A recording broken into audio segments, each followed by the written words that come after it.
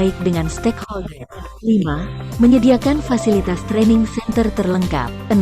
Menyediakan kurikulum yang terstandar, terakreditasi secara nasional dan internasional. Adapun jasa yang kami sediakan antara lain: 1. Jasa konsultasi dan sertifikasi ISO. 2. Jasa konsultasi lingkungan meliputi AMDAL, UKL-UPL dan lainnya.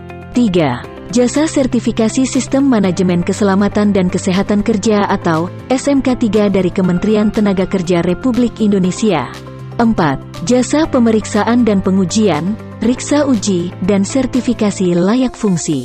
5. Jasa pengurusan bisnis lisensi seperti SKA, SKT, SIUJK, SKUP Migas. 6. Jasa penyusunan dokumen Contractor Safety Management System, CSMS. 7.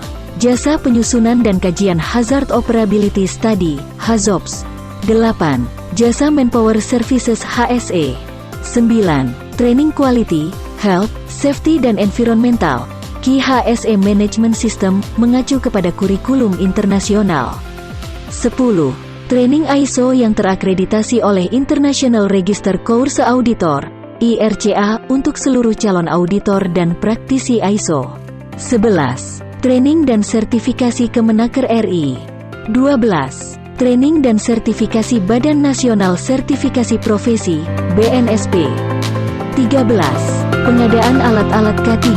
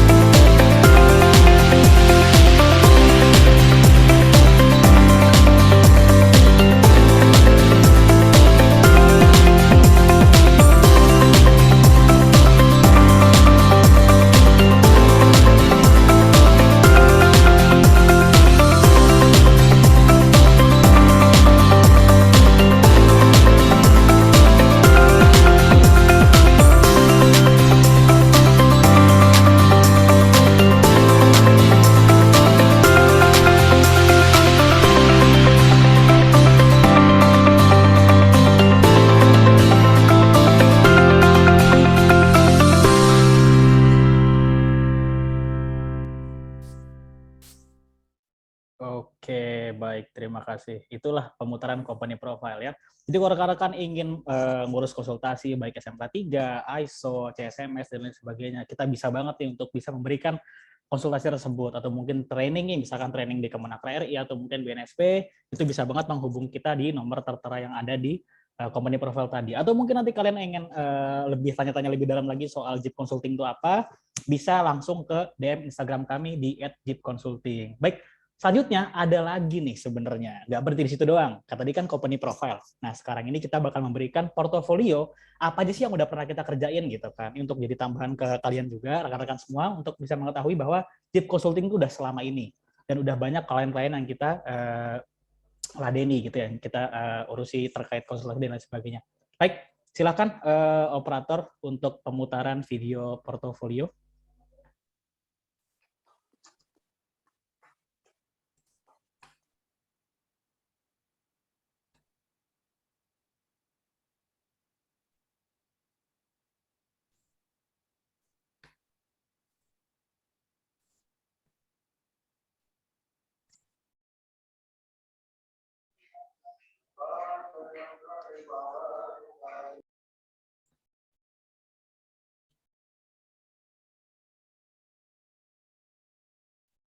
Halo, operator, untuk video portofolio.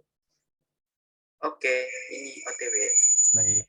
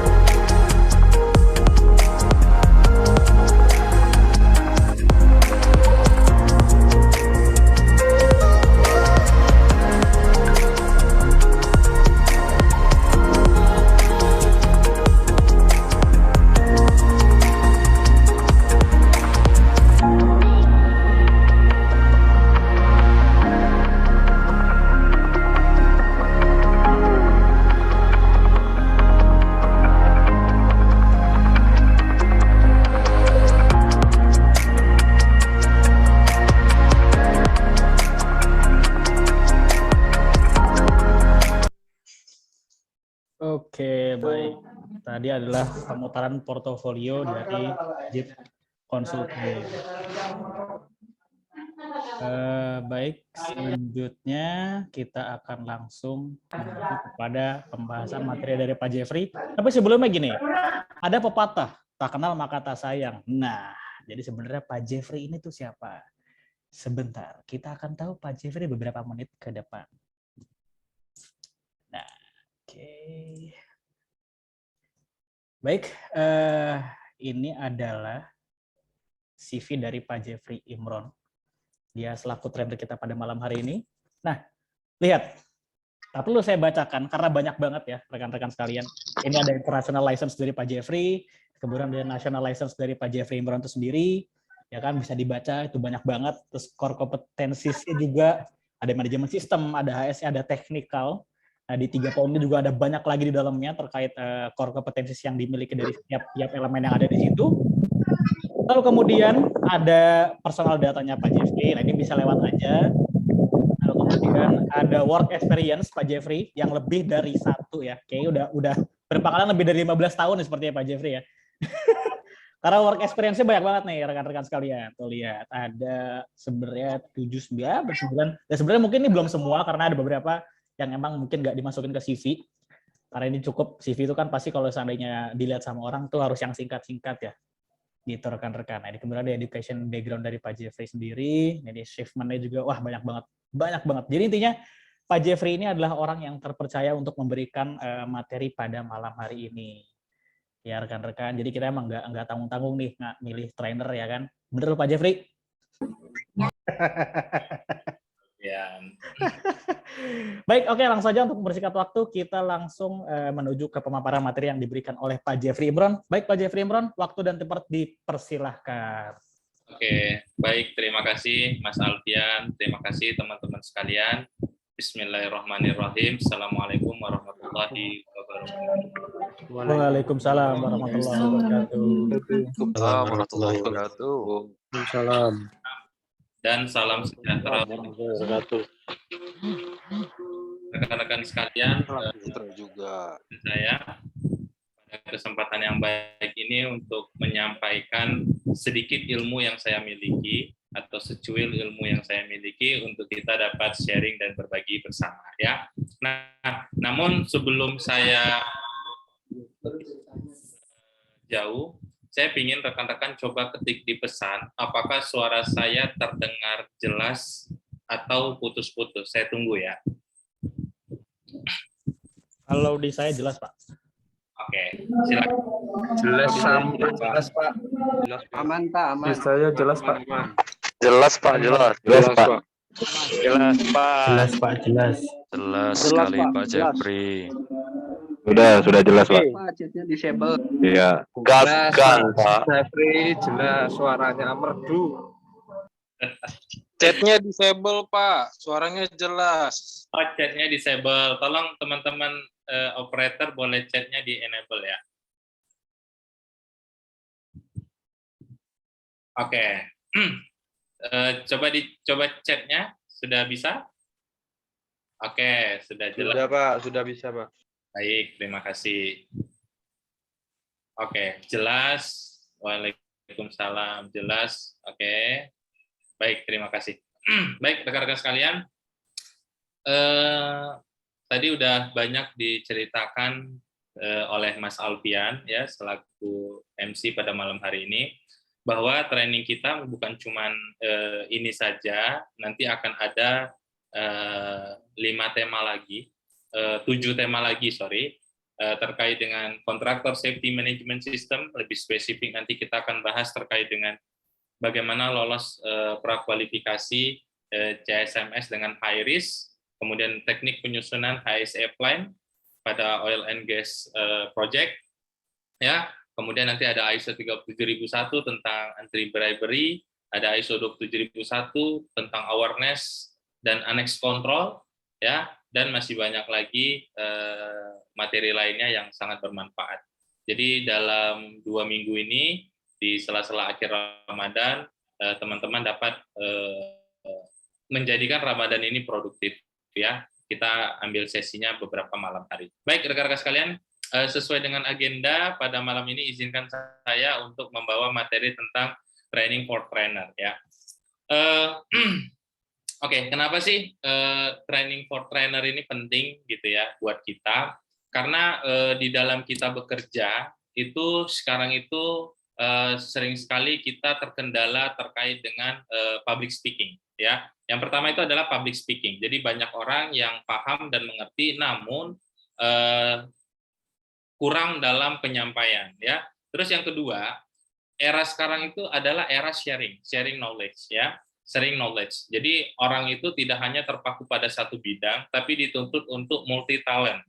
Nah, sehingga dalam kita bekerja kita harus mampu juga menyusun materi, ya terkait dengan sharing kepada adik-adik atau karyawan baru yang notabene-nya nanti itu akan memberikan penyampaian, ya penyampaian tersebut itu sangat penting. Apakah bisa diterima atau tidak? Itu yang kedua. Dan yang ketiga, mungkin teman-teman di sini banyak yang dari background praktisi HSE, Health, Safety, dan Enviro, atau orang-orang safety. Sehingga orang safety itu identik dengan sosialisasi, ya, identik dengan nanti mengajar, ya, mentraining, dan lainnya. Nah, ini hal yang paling penting untuk kita. Dan yang terakhir, harapannya, dengan teman-teman mengikuti training for trainer ini, teman-teman juga mampu menjadi instruktur, ya, instruktur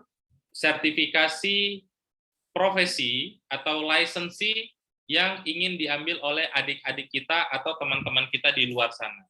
Nah, saat ini kita sedang dimarakkan dengan pengambilan sertifikasi kompetensi atau sertifikasi profesi, ya. Nah, ini adalah hal yang penting juga. Jadi teman-teman itu bisa dapat side income selain menjadi praktisi, ya, Senin sampai Jumat atau Senin sampai Sabtu. Di hari libur dan Sabtu minggunya bisa dipakai untuk menjadi seorang trainer, ya. Itu seperti itu. Nah, berikutnya, oke. Baik, izinkan saya memperkenalkan diri ya untuk awal. Nanti teman-teman juga saya mohon untuk memperkenalkan diri juga. Tapi untuk pada kesempatan yang baik ini, mohon izin saya untuk dapat memperkenalkan diri saya. Tadi sudah sedikit dijelaskan oleh Mas Alfian tentang portofolio saya. Nah, di dalam konteks sebagai seorang trainer, ini juga penting untuk kita memperkenalkan diri. Ya, maknanya perkenalan itu merupakan suatu peluang untuk menjaga atau memulai kedekatan antara instruktur dengan partisipan, ya, antara pemateri dengan para partisipan. Nah, ini penting. Kenapa? Anda harus memastikan, teman-teman harus memastikan bahwa Anda adalah orang yang tepat berdiri atau Anda adalah orang yang tepat untuk memberikan materi. Jadi, untuk memastikan bahwa kita adalah orang yang tepat, tentu kita harus memberikan pengenalan terkait diri kita. Nah, ini penting sekali, ya. Contoh, pada malam hari ini, saya akan coba ya, pada malam hari ini izinkan saya, nama saya adalah Jeffrey Imron.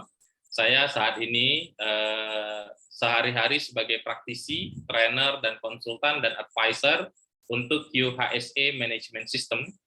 Beberapa lisensi yang sudah saya miliki, mulai dari Six Sigma Green Belt, dari International Six Sigma Institute dari UK, kemudian ada IRCA, Auditor and Lead Auditor ISO 9001 versi 2015 terkait dengan Quality Management System. Kemudian saya juga mendapatkan sertifikasi dari Master Quality Managers dari American Academy of Project Management dan OHS Construction by OSA.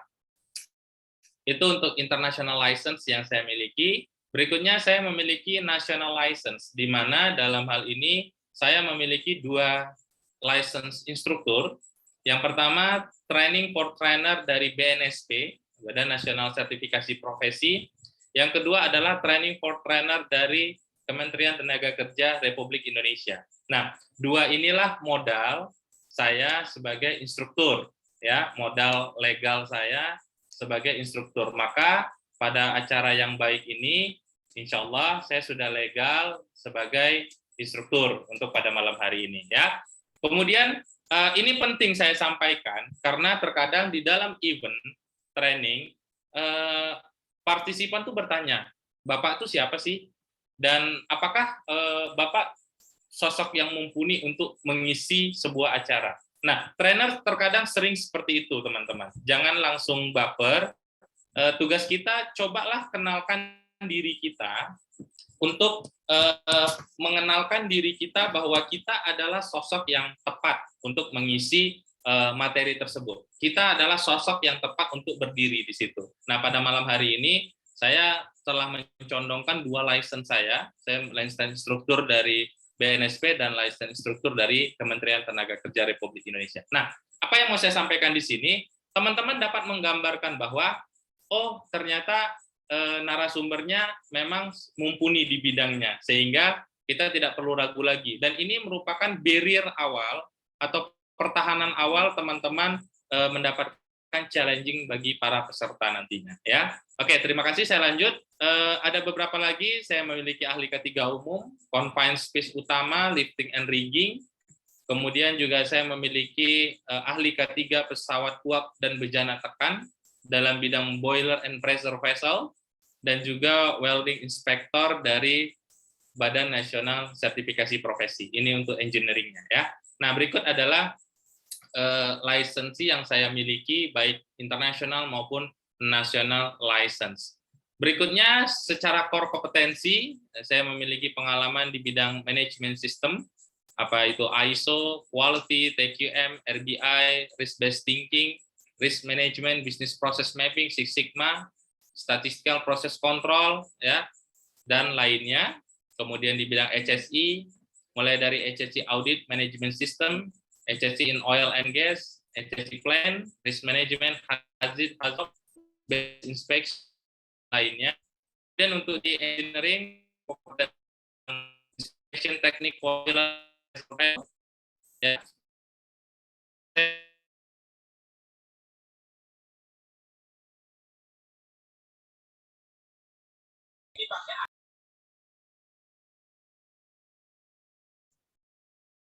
Mungkin jaringan Pak Jeffrey agak sedikit terputus. Mohon ditunggu ya rekan-rekan. Mohon ditunggu sebentar. Terima kasih.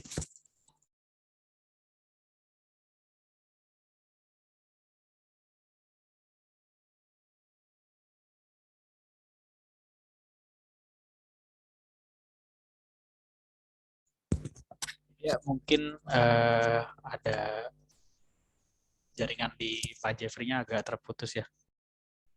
Kita tunggu saja.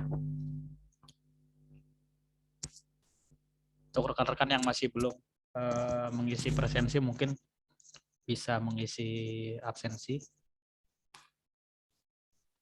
Isi absensinya gimana, Pak? Sebentar. Untuk belum ada di grup Telegram, Pak. Itu grup Telegram ada di chat untuk ininya, linknya. Nanti untuk link absensi, sebentar. Saya akan kirim by chat Zoom juga. Mas Alfian, link absensinya juga udah ada di room ini ya. Chat Zoom-nya boleh dicek juga. Baik, terima kasih Mbak Sasa. Untuk absensi harus sekarang nggak, Mas? Sekarang boleh, Pak. Pun nanti pun juga nggak ada masalah. Yang penting sebelum trainingnya selesai.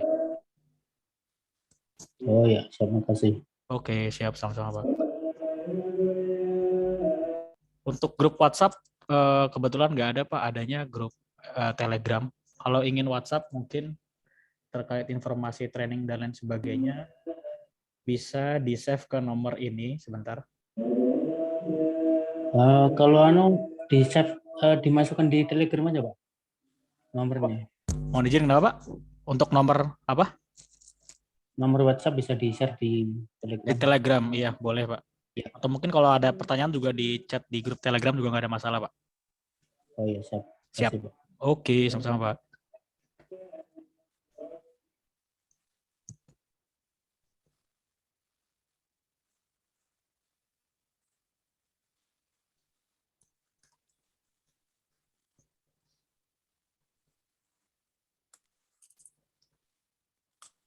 Untuk yang pakai sertifikat, iya betul sama Pak absennya.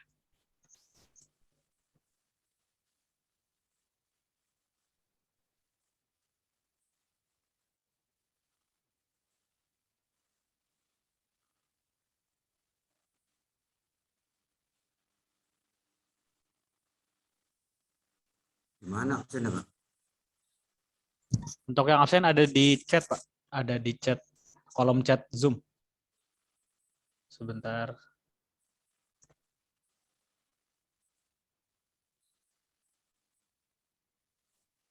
Saya share lagi.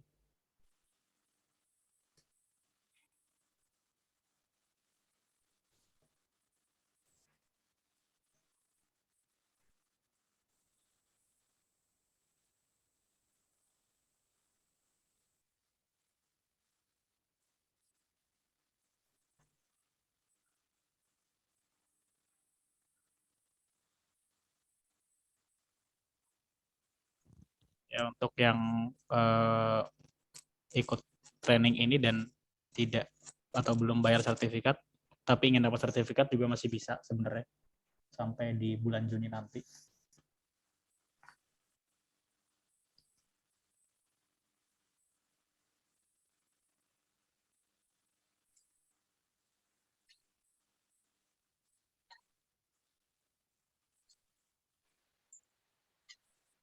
Yang sertifikatnya BNSP ada, Pak? Halo, Mas Alfian. Oh iya, Pak Jeff, ya udah join lagi. Sorry, tiba-tiba ngedown nih internetnya. Iya, nggak apa-apa, Pak. Mohon izin Ya. Pak, sebentar tadi ada yang bertanya untuk sertifikat BNSP. Kita ada Pak. Nah itu kalau mau sertifikat BNSP lain lagi. Ntar bisa chat ke nomor telepon yang tertera mungkin di flyer kita.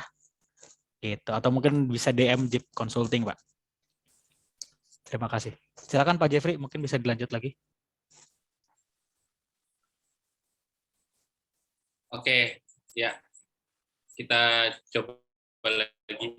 Saya coba tes ya, suara saya terdengar jelas? Jelas, Pak. Oke. Jelas, Pak, dan aman. Jelas, Pak. Siap. Oke. Ya. Ya, kita lanjut ya, teman-teman. Tadi sampai mana tadi? Perkenalan ya? Oke, masih lanjut ya. Perkenalan, Pak. Oke, baik. Kemudian untuk pengalaman kerja, nah ini juga penting ya. Sebagai seorang trainer, teman-teman juga harus mampu mengenalkan diri teman-teman yang sesuai dengan tema yang teman-teman bawa. Ya, nah pada kesempatan kali ini saya ingin mengenalkan diri saya, yaitu saya bekerja mostly berkarir di bidang oil and gas services industry. Ya, pengalaman kerja saya itu memang murni di bidang QHSE dan tidak kemana-mana. Saya konsen di situ. Ya, mulai dari koordinator project, kemudian saya memegang sebuah corporate, mulai dari nasional dan multinasional company. Yang terakhir saya sebagai Regional Manager QHSE untuk Asia Pasifik, salah satu oil and gas services company dari Perancis seperti itu ya. Kemudian sekarang saya aktivitasnya adalah sebagai trainer dan konsultan untuk QHSE Management System ya. Nah, ini adalah hal yang penting untuk teman-teman. Saya ulangi bahwa perkenalan adalah hal yang penting. Catatan untuk sebuah perkenalan, pastikan bahwa Anda menulis, teman-teman menulis kualifikasi yang sesuai dengan apa yang menjadi tema yang diajarkan. Ya, jadi tujuan perkenalan adalah memastikan bahwa Anda atau teman-teman adalah orang yang mumpuni, yang memang tepat untuk berada di posisi tersebut. Seperti itu ya. Nah, baik. Itu tadi tentang pertemanan. Sekarang saya pingin teman-teman nanti sekarang tolong diketik di chat, saya tunggu ya 5 menit, terkait dengan nama, domisili, simple aja, nama, domisili, kemudian sekarang ini aktivitasnya apa? Pekerjakah, dosenkah, atau fresh graduate? Saya tunggu ya, 3 aja, nama, domisili, sama pekerjaannya apa. Ya, ada Pak Tri Aprians, ada Pak Hendianto, mahasiswa K3. Kemudian ada Rahma Sihombing. Oke, ada Pak Norman. Oke. Ya, kemudian ada Mbak Putri Tangerang Selatan di bidang QHSE. Kemudian ada baru graduate ya, Unri. Ya, yang lain saya tunggu ada Ali Kamal Bekasi ARD. Rahma Sihombing Medan non job. Ivan Bogor pekerja. Denny Patrick dari Batam.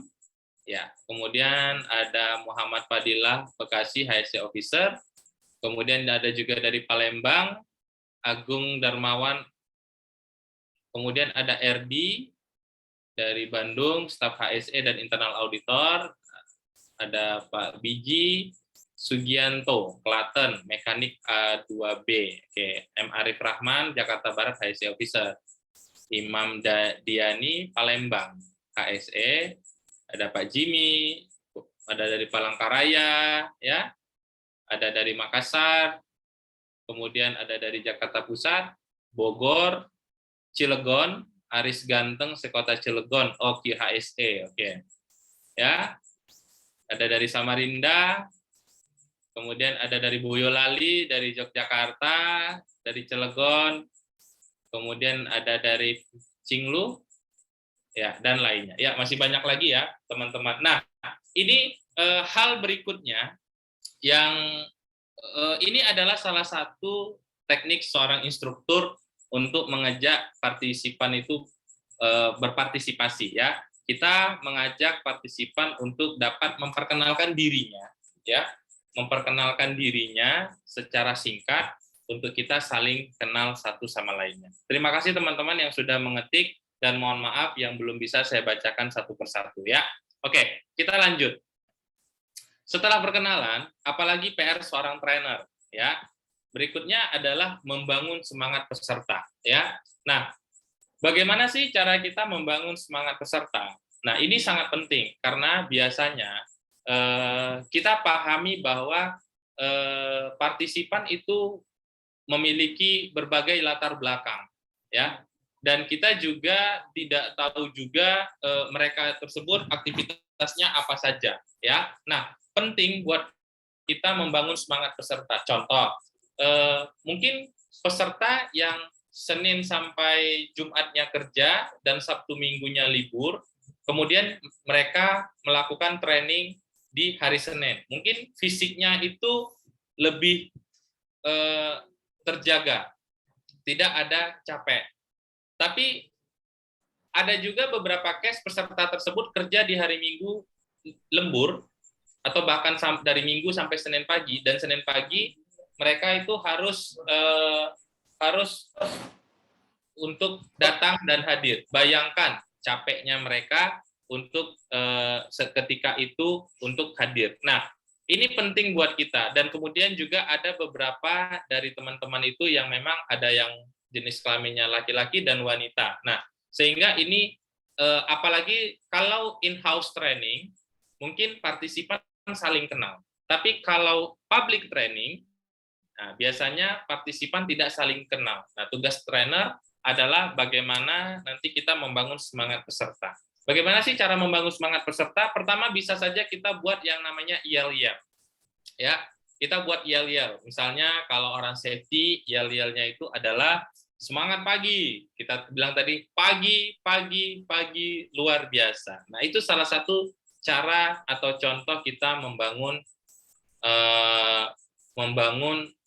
semangat untuk peserta. Dan ada beberapa cara lagi bagaimana kita membangun semangat peserta. Intinya seorang trainer harus mampu menghidupkan suasana ya untuk dapat memastikan bahwa apa yang akan disampaikan itu sampai dengan cara merelaksasi audiens dan mencairkan suasana ya. Nah, ini penting bagi seorang trainer untuk mampu untuk dapat membangun semangat para pesertanya seperti itu ya. Nah, bagaimana sih cara mencairkan suasana berikutnya? Itu adalah perkenalkan teman Anda. Nah, biasanya kita menginstruksikan kepada kepada partisipan untuk memperkenalkan dirinya sendiri. Nah, sekarang ketika kita itu untuk mencairkan suasana, maka kita harus melakukan yang namanya memperkenalkan teman Anda. Dengan cara apa? Dengan cara ini suasana juga akan cair, yaitu cairnya karena apa? Karena satu dan lain harus berkenalan dulu, ya. Satu yang lain harus berkenalan dulu sehingga nanti temannya akan mengenalkan temannya. Nah, ini juga penting, ya. Jadi yang tadinya tidak saling berkenalan, kemudian jadi berkenalan. Nah, kita berikan waktu setelah kita memperkenalkan diri kepada partisipan. Silakan Anda berkenalan dengan teman sebelah Anda atau teman lainnya. Berikan mereka waktu 5 menit untuk mereka saling tanya-tanya, dan pada saat nanti temannya si A mengenalkan si B, dan kemudian sebaliknya si B akan mengenalkan si A.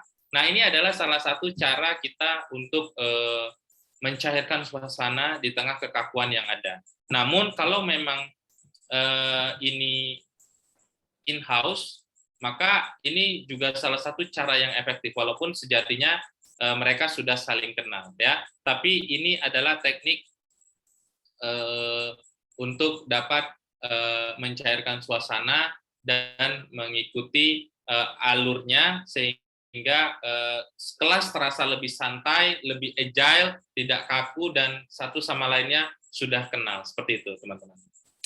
Nah, berikutnya setelah suasana cair, kita usahakan dengan 3S, ya. Kalau biasanya kita di SPBU 3S itu, ya, salam, senyum, dan sapa, gitu, ya. Nah, ini juga penting, ya. Kita memberikan senyuman kepada teman-teman sekitar, memberikan salam, selamat pagi, halo, hai, ya, dan kita sapa untuk dapat mencairkan suasana. Nah, ini adalah trik-trik untuk kita dapat mencairkan suasana di dalam kekakuan sebuah training. Seperti itu, teman-teman. Nah, berikutnya pelatihan TOT, training of trainer. Jadi, oke, kita bicara sekarang di era yang namanya era kompetensi, ya. Era kompetensi. Kenapa sih harus punya TOT? Nah, kita bicara sekarang era kompetensi. Kompetensi.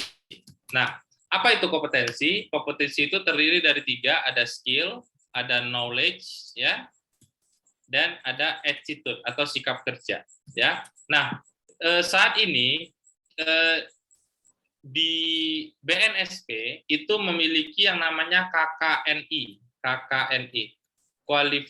kualifikasi kompetensi kerja nasional Indonesia.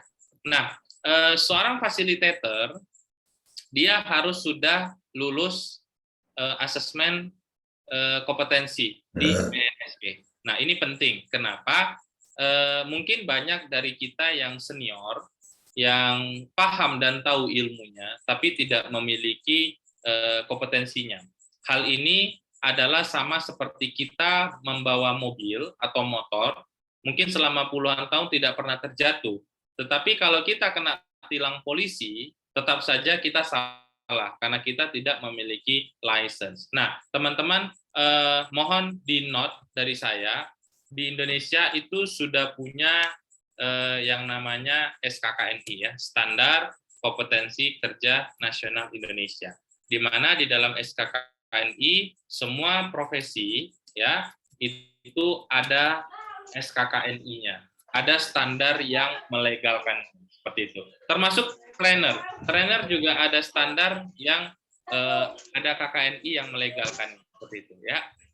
Nah, pelatihan TOT ini diberikan, ya, diarahkan kepada peserta untuk meningkatkan kemampuan menjadi trainer atau facilitator yang handal sehingga mampu mengkontribusi, ya, dalam bentuk sikap perilaku, mampu melakukan analisis kebutuhan training, pemahaman tingkat dasar, model metode pelatihan, gaya mengajar, serta dimensi-dimensi efektif sebagai trainer yang disesuaikan dengan tuntutan. Ya, nah ini adalah penting. Jadi seorang trainer itu tidak ucuk-ucuk tiba-tiba langsung mengajar. Nanti kita akan lihat apa saja sih kompetensi yang harus dimiliki oleh seorang trainer untuk dia dikatakan sah dan legal atau kompeten di bidang kompetensi. Oke, kita lanjut.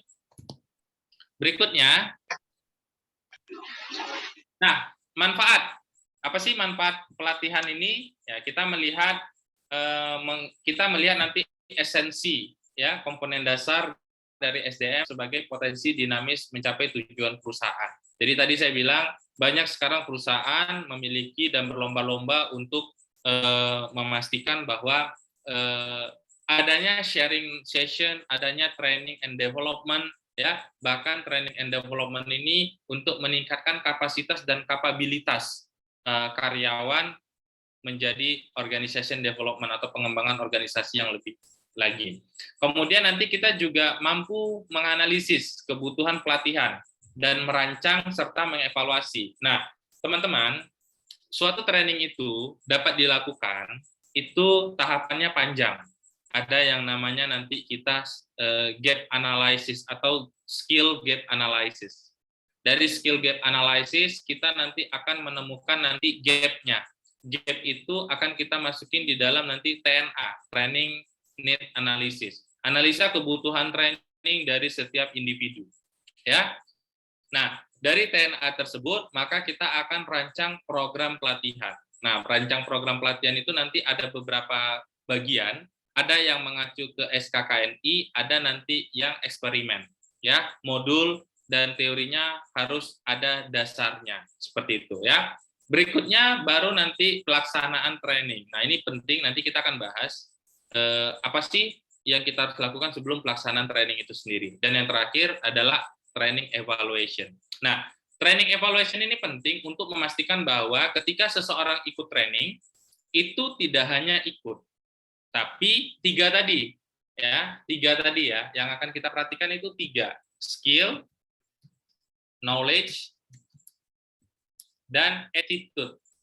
Ya, skill, knowledge, dan attitude-nya itu sudah sesuai dengan apa yang ikutkan training. Nah, banyak sekarang dari partisipan tersebut, mohon maaf, apalagi di era saat ini, teman-teman hanya mengejar yang namanya sertifikat, ya. Mohon maaf, mungkin tidak semua yang di sini, tapi teman-teman hanya mengejar yang namanya sertifikat tanpa memperdulikan substansi, ya, atau ilmu atau kompetensi, aspek-aspek kompetensi yang harus didapatkan. Nah, ini penting. Itulah kenapa kita lakukan training evaluation untuk memastikan bahwa kompetensi yang kita dapat selama training itu dapat dipertanggungjawabkan. Ada perubahan attitude, sikap kerja, ada penambahan knowledge, pengetahuan, dan ada perbaikan dari segi skill, ya, untuk melakukan sebuah pekerjaan. Itulah amanat dari suatu training itu dilakukan.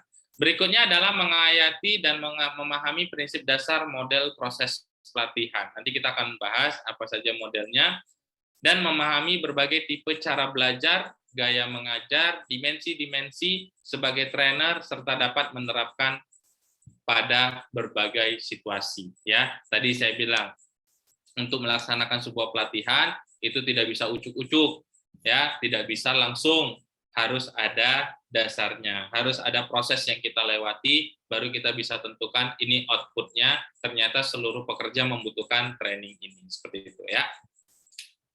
Oke, berikutnya sebagai seorang trainer itu kita harus ada timetable. Nah, penting bagi kita untuk mengetahui timetable karena kita sudah merancang session plan dan lesson plan-nya, ya. Apa sih gunanya timetable? Gunanya timetable adalah untuk memastikan bahwa training tersebut dapat terkontrol dengan baik. Kita memiliki pagar, ya, yang akan mengawal kita, dan ketika kita blank, apalagi yang mau kita bahas pada sesi training tersebut, kita akan lihat timetable. Nah, dengan adanya timetable, maka kita akan tahu mana yang sudah dan mana yang belum. Mana yang bisa kita percepat dan mana yang bisa kita berikan waktu lama. Karena setiap training itu ada yang namanya JP, jam pelajaran. Ya, sehingga harus disesuaikan dengan jam pelajaran.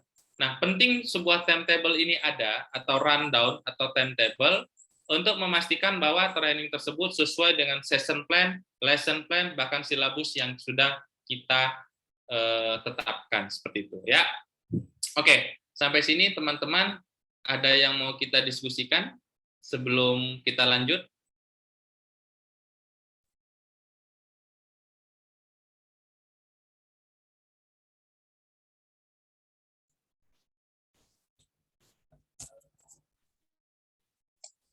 Belum ada, Pak. Oke.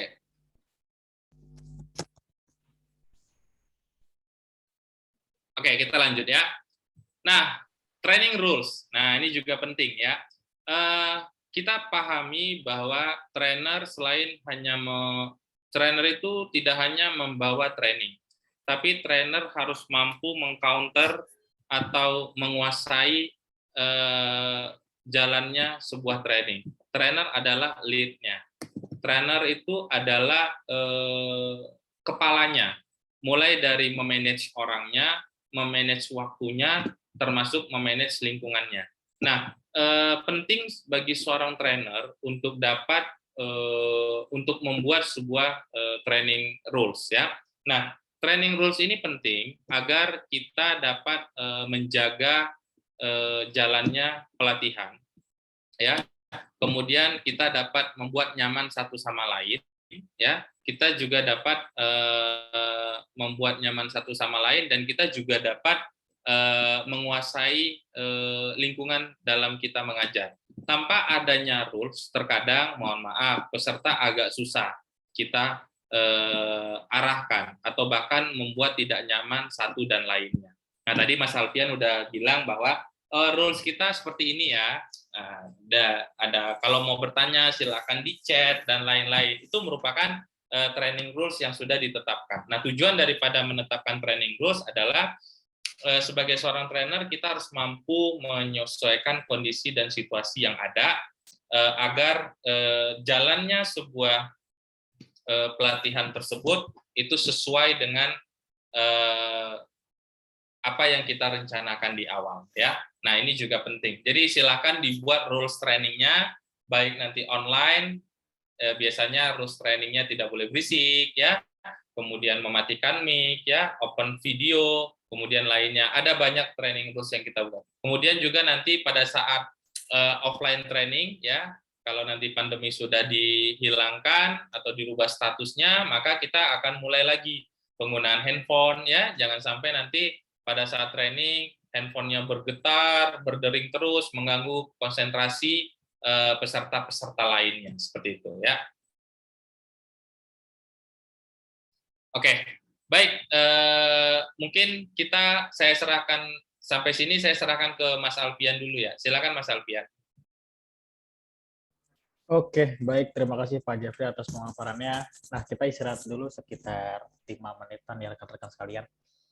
Baik, jika ada yang ingin ditanyakan atau ingin bertanya terkait training of trainer ini, mungkin bisa di chat di kolom chat untuk nanti dapat dijawab di sesi tanya jawab di akhir nanti. Ya, rekan-rekan, kita istirahat selama 5 menit ke depan. Terima kasih.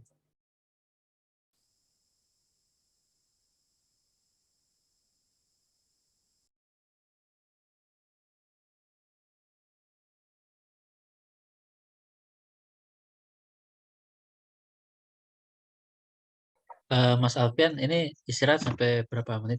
Ya, Pak. 5 menit, Pak. 5 menit ke depan, Pak. Oke. Oke. Siap.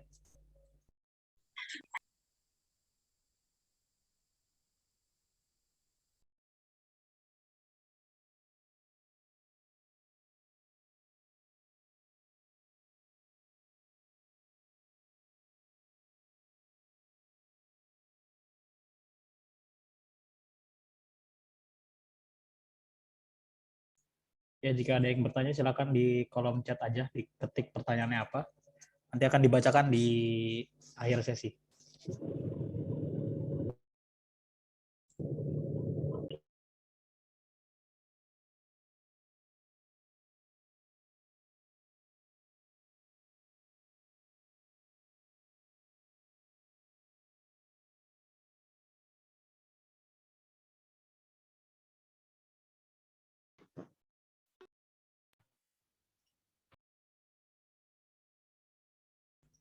Rekan-rekan, ini ada terlampir list service dari PT Jeep ya.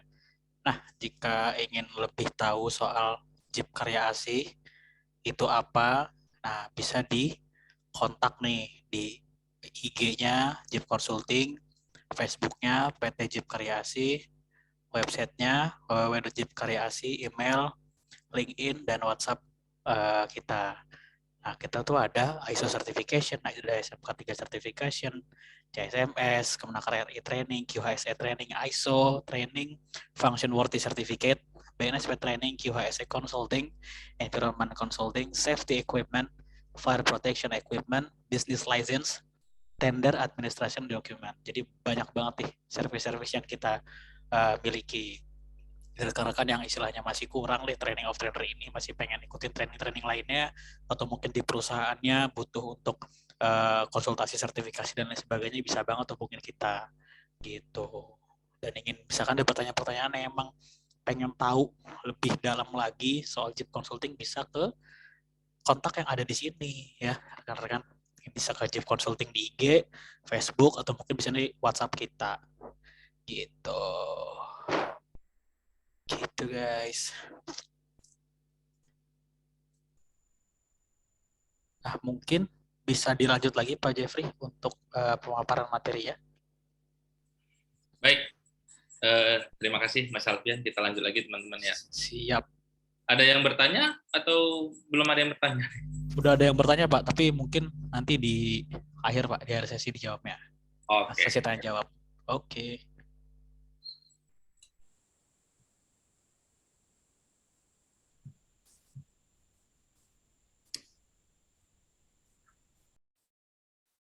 Oke, baik. Rekan-rekan sekalian, suara saya clear ya? Clear Pak. Oke, siap. Terima kasih. Kita Clear, lanjut. Kemudian kita bicara trainer cycle ya. Jadi training cycle itu apa sih? Yang pertama itu kita mengidentifikasi kebutuhannya dulu ya, teman-teman sekalian. Kita mengidentifikasi apa kebutuhannya. Tadi ya dari gap analysis, kemudian kita baru dapat nanti identifikasi apa kebutuhan-kebutuhan training yang dibutuhkan, baik soft skill, hard skill ya, ataupun nanti combine dari keduanya seperti itu. Yang kedua, nanti kita akan masuk ke dalam plan and design. Kita akan desain nanti. Kita akan buat planningnya seperti apa, kemudian kita akan desain ya silabusnya, session plan, lesson plan-nya, itu semua akan kita desain. Nah, yang ketiga adalah pada saat pelaksanaan atau deliver training tersebut. Nah, ini juga harus mengacu kepada apa yang sudah kita plan and design tersebut ya. Nah, berikutnya setelah itu baru kita assess. Nah, kita tidak hanya cuap-cuap saja, tapi juga kita harus melakukan assess training tersebut ya. Nah, kalau di BNSP itu namanya assessment. Setelah sekian hari kita dididik sesuai dengan jam pelajarannya, maka berikutnya kita akan dilakukan assessment. Kalau di kuliah kita ada UTS, ada UAS ya. Kalau di sekolah-sekolah SMP, SMA kita ada ujian. Dan yang terakhir adalah kita lakukan evaluasi training. Jadi training yang sudah kita lakukan itu kita evaluasi. Instrukturnya kita evaluasi, kemudian fasilitas trainingnya, akomodasinya kita evaluasi, kemudian kompetensi dari skill, knowledge, attitude daripada peserta training akan kita lakukan evaluasi ya, termasuk nanti teman-teman juga akan melakukan evaluasi training ini, akan dikirimkan linknya oleh admin kita ya. Nah, ini adalah training atau training cycle seperti itu ya. Nah, berikutnya, nah ini yang paling menarik, training piramid. Nah, ini yang paling menarik ya. Kalau dari segi sebenarnya gini, orang banyak bilang training itu sebenarnya nggak berguna gitu loh, atau tidak ada sebenarnya yang masuk. Apalagi di tengah sekarang ini kurikulum yang begitu padat ya, tapi sekarang ini banyak juga rekan-rekan atau oknum-oknum yang seperti gimana gitu ya. Tapi, nah, bagaimana sih kita untuk mengetahui keefektifan training dan kita mampu ya? Kita lihat di sini ada piramida training. Ya, 5% itu kita menjadi peserta, itu kita hanya dapat sekitar 5% saja. Kemudian kita ikut membaca, itu hanya 10%.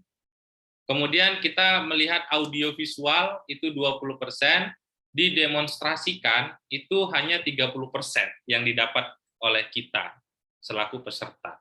Ya, kemudian agak besar lagi ada namanya group discussion. Ya, nah ini diskusi grup agak lumayan besar porsinya, 50%. Nah, berikutnya yang lumayan besar berikutnya itu adalah praktis. Kita mempraktekkan ilmu yang sudah kita dapatkan, itu kita praktekkan. Namun, nah ini yang kalau mau pinter, Anda harus mulai menjadi teaching others. Nah, ini poin pentingnya. Supaya pintar, itu teman-teman harus melakukan teaching others. Kenapa? Gini, saya punya pengalaman teman-teman pada saat ini sharing ya, pada saat awal menjadi trainer itu dulu saya justru pertama itu dapat evaluasi training itu pertama dibilang trainernya nggak menguasai materi, yang kedua trainernya kaku, yang ketiga trainernya tidak asik. Itu kata-kata yang selalu kami dapatkan pada saat awal-awal kami menjadi instruktur, ya, menjadi instruktur. Itu kata-kata awal banget yang yang kita dapatkan. Sehingga untuk semua itu saya mulai mengimprove diri. Sebelum saya training, ya, sebelum kami training, biasanya saya itu kalau saya tampil jam 8 pagi, maka jam 5 subuh saya sudah bangun, sudah mandi, sudah sarapan. Jam 5 sampai jam 8 saya baca lagi. Pertama yang saya baca materinya, yang kedua buku-buku referensi terkait, yang ketiga saya baca lagi session plan, lesson plan, dan silabusnya. Itu. Jadi sebenarnya seorang trainer itu bukan dia yang perfect, bukan dia yang hebat, tapi dia yang tahu duluan atau pintar duluan. Itu saja. Ya. Jadi kenapa teaching others ini 90% porsinya? Karena kita mengkombinasikan antara ilmu yang kita dapat pada saat kita diajar, kemudian juga nanti kita juga mengerich ya, lebih kaya lagi, kita mencari tahu lebih dalam lagi terkait ilmu tersebut, dan yang paling penting itu kita banyak sharing knowledge daripada partisipan. Ingat, partisipan itu bukan berarti mereka bukan orang yang pintar, tapi terkadang mereka mengikuti itu karena aturanlah yang membuatnya, seperti itu ya. Jadi penting untuk teman-teman nanti untuk mengaplikasikan dan mengabadikan ilmunya, ya, membuat menjadi pintar itu teaching others. Itu penting sekali ya. Kita dorong teman-teman untuk melakukan ini. Dan di JIP juga ada beberapa alumni TOT kita yang kita suruh ajar. Kita buat free online training, kita fasilitasi, dan mereka mengajar online, seperti itu ya. Tidak menutup kemungkinan juga nanti kita akan suruh mengajar offline, seperti itu ya. Nah, ini sedikit pengertian, training adalah sekumpulan kegiatan yang bertujuan untuk memperbaiki, ada kata kunci di situ, pengetahuan dan skill seseorang dengan berdasarkan pertimbangan bahwa kegiatan tersebut bisa dipraktikkan dalam pekerjaan atau aktivitasnya. Tujuan kita itu, jangan sampai kita hanya sekedar menggugurkan kewajiban, tapi tidak ada dampak yang signifikan pada peserta yang mengikutinya. Nah, seorang trainer profesional, dia terbagi 3 ya, ada before training, ada on training, dan ada after training. Kita bahas before, ya, before ini adalah peregangan fisik, ya. Kita coba meregangkan pernapasan, ya, ini dari sisi persiapan seorang trainer ya. Kita juga melatih pernapasan kita. Seorang trainer jangan sampai nanti keburu-buru kayak mohon maaf dikejar-kejar setan. Kemudian juga kita mulai dengan pelatihan suara, relaksasi tubuh, tenggorokan ya.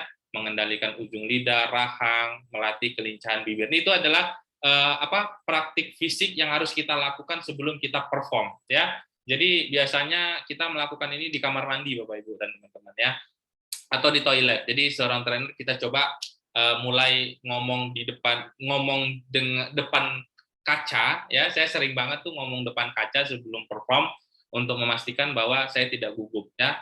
Terus kemudian itu adalah aktivitas fisik yang harus kita lakukan supaya kita regang semuanya, ya. Kemudian aktivitas non fisik, mulai dari kita lakukan tadi training analisis, kemudian kita coba menyiapkan kerangka berpikir dan materinya, apa masalahnya, kemudian